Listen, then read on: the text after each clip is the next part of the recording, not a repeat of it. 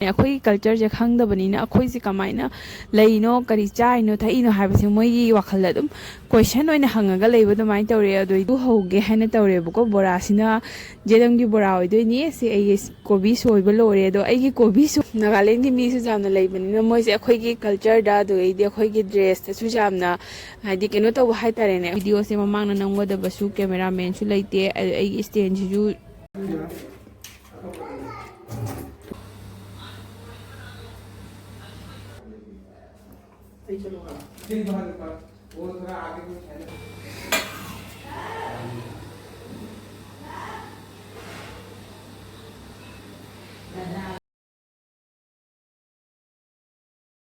Video बनाओ याद रहेगा आज की कुकिंग चाय पीना है चाय पी क्या हुआ हाँ जी आ जाओ आप भी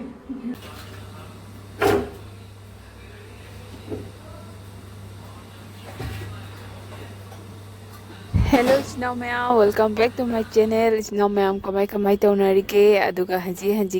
विंटर चंगपगी वेदर सिना कमाई तौनरिगे असिगदी विंटर से अदुम हंदकना खरा हेना इंगसलकवा दुमाइना तौरे नुमिन मसक उदबा दुमाइना लेचिन थारगा लेए अदुगा अैगी ngasiगी वीडियो से मैम अैना मैम शेयर तौजगे हाइना अदुम नुसीना तौरकपनी हाबिदे ngasiगी वीडियो से जुम द गेस्ट लाकदबा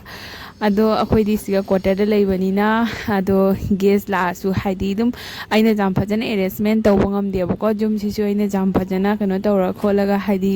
फजना फुलफिल ओइना डेकोरेशन तौरगा लेबा ngamjadre मरमदी हाइदी अखोइना सिगा लाकपा मतमदसु अखोइगी पोस्टिंग से खाइबोग अमा अखोइगी टार्म से लोइसल्लेबको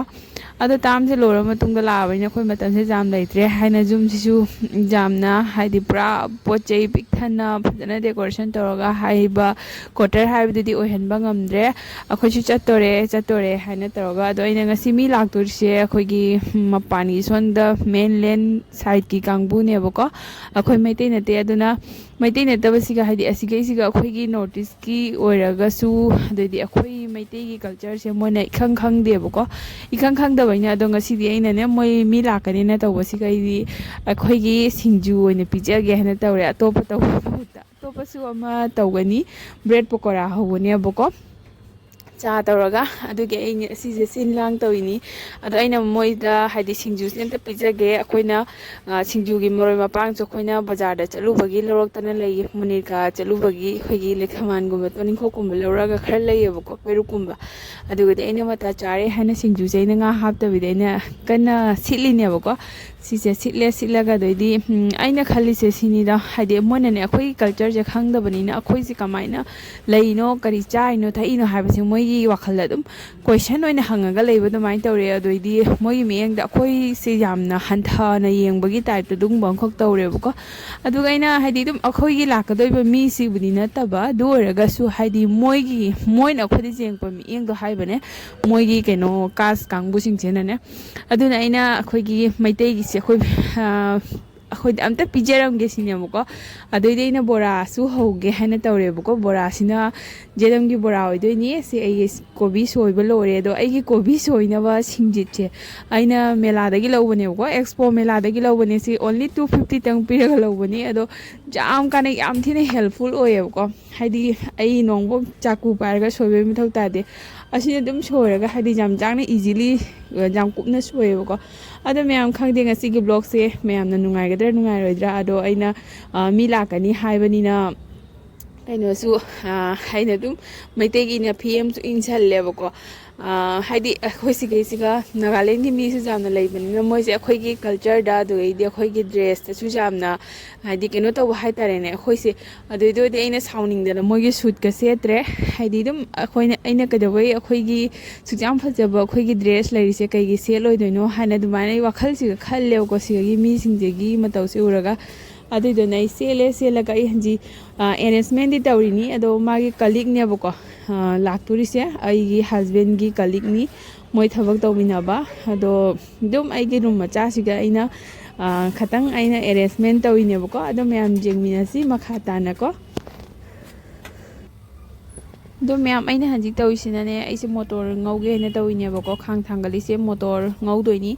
ꯀꯩꯅꯣ ꯇꯧꯗꯣꯏꯅꯦꯕꯀꯣ ꯁꯤꯡꯖꯨꯗ ꯍꯥꯞꯅꯕ ꯃꯣꯇꯣꯔ ꯉꯧꯗꯣꯏꯅꯤ ꯉꯥꯔꯤ ꯍꯥꯞꯄꯣꯏꯕ ꯉꯁꯤꯒꯤ ꯁꯤꯡꯖꯨꯗꯤ ꯑꯗꯨꯒ ꯀꯩꯅꯣꯁꯨ ꯕꯣꯔꯥꯁꯨ ꯍꯧꯅ ꯂꯣꯏꯔꯦ ꯑꯗꯨꯒ ꯑꯩꯅ ꯁꯤꯒꯩꯁꯤꯒ ꯇꯤꯜꯍꯧ ꯈꯔ ꯀꯛꯏꯁꯦꯅ ꯕ꯭ꯔꯦꯗ ꯄꯀꯣꯔꯥꯗ ꯍꯥꯞꯅꯕꯅꯦꯕꯀꯣ ꯃꯥꯏ ꯁ꯭ꯇꯥꯐꯤꯡ ꯇꯧꯅꯕꯗꯣ ꯑꯗꯨꯒ ꯆꯥꯁꯨ ꯂꯣꯟꯅ ꯂꯣꯏꯔꯦ ꯑꯩ ꯍꯥꯞꯆꯤꯟ ꯈꯣꯠꯆꯤꯟꯅ ꯂꯣꯏꯔꯦꯕ ꯑꯗꯣ ꯑꯩꯒꯤ ꯉꯁꯤꯒꯤ ꯚꯤꯗꯤꯑꯣꯁꯦ ꯃꯃꯥꯡꯗ ꯅꯝꯒꯗꯕꯁꯨ ꯀꯦꯃꯦꯔꯥꯃꯦꯟꯁꯨ ꯂꯩꯇꯦ ꯑꯩꯒꯤ ꯏꯁꯇꯦꯟꯁꯤꯁꯨ ꯍꯥꯏꯗꯤ ꯅꯝꯕꯁꯦ ꯃꯑꯣꯡ ꯆꯥꯗ꯭ꯔꯦꯕ ꯑꯗꯩꯗꯤ ꯅꯪꯉꯔꯣꯏ ꯇꯧꯕ ꯊꯕꯛꯅꯤꯅ ꯑꯗꯣ ꯇꯞ ꯇꯞꯅꯗꯤ ꯂꯣꯏꯁꯜꯂꯛꯑꯦꯕꯀꯣ ꯑꯗꯨꯒ ꯌꯦꯡꯉꯨ ꯃꯌꯥꯝꯁꯤꯒꯩꯁꯤꯒ ꯑꯩꯅ ꯁꯤꯡꯖꯨꯁꯦ ꯇꯣꯠꯂꯦ ꯍꯥꯏꯗꯤ ꯃꯣꯇꯣꯔ ꯀꯔꯤ ꯀꯔꯥ ꯑꯗꯩꯗꯤ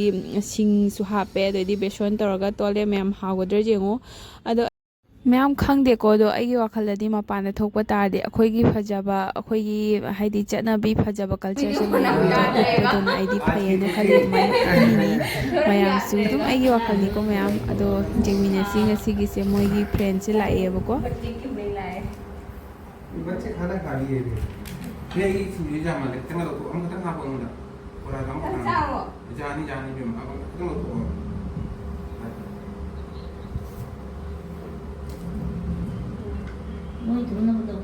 अरे फिल्म पीरो अंदर भांग दो भैया ले लो बाकी ले लो मैं हाथ से लंदा हो जाएगा कोई बात नहीं मोनू आप दूध पी लो नहीं आप दूध पी लो ठीक है आप डब्बा दूध पी लो क्या पियोगे चाय पियोगे चाय में हल्का चाय में दूध डाल के देना पड़ेगा चाय पीना है चाय पी क्या हुआ माजी आ जाओ आप भी मम्मी नीचे नहीं बैठ सकते देखो सब ब्रेड बिल्कुल आप पर एक बजे हो गया मुझे नहीं खाना वो ताऊ से ब्रेड ले है इधर है ना मैंने कैसे बनाए जलवादी में बनाए अरे बढ़िया मैं पहले सलाद ही खाऊंगा खाइए मन्नू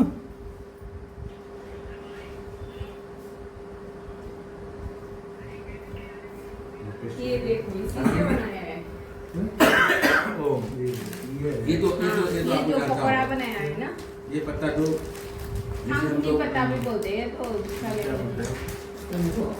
इसी से ये पकौड़ा बनाया है लहसुन के पत्ते जैसे जो दिखते हैं हम लोग ना, हार्ट का प्रॉब्लम होता है ना तब ज्यादा यूज करते हैं और सुबह सुबह के टाइम इसको ये डाला ये तो टीवी में हर अलाउंस कर देता है हर समय मन होता ही नहीं। फिर वो एकदम से पसंद आ गया और एक मेरे मरकर को भी से अच्छा लग रहा है इसमें नहीं नहीं मछली में कुछ नहीं है बेर से पूरा हाँ थोड़े प्लेट में हाँ चाली में खाना है हाँ तो मतलब पता तो लाओ भाभी खा लो ना कौन खाएगा यार खा लो यार मन नहीं हो रहा है ये है बिल्कुल मचा लाओ ब्रेड पकौड़ा तो खा लो अभी हाँ वही चाह हो मचा से लाओ